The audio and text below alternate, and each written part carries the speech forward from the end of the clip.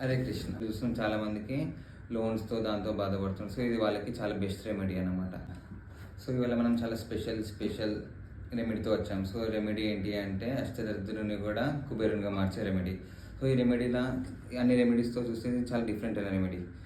దీనికి మహాదేవునికి కనెక్షన్ ఉంది. సో, ఎట్లా అంటే ఇది అపరిచిత ఫ్లవర్, శంకు పుష్పం అంటాం. సో, అది ఏ కలర్‌లో ఉంటుంది అంటే నీలి రంగులో ఉంటుంది. మహాదేవుని కంఠం ఉంటుంది కదా, విషం మింగినాక సేమ్ అదే కలర్‌లో ఉంటుంది.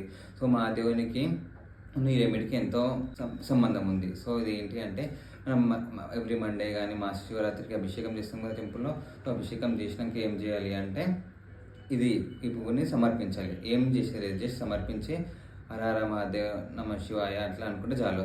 సో, అదే కాకుండా ఇది విష్ణుమూర్తి కూడా చాలా ఫేవరెట్.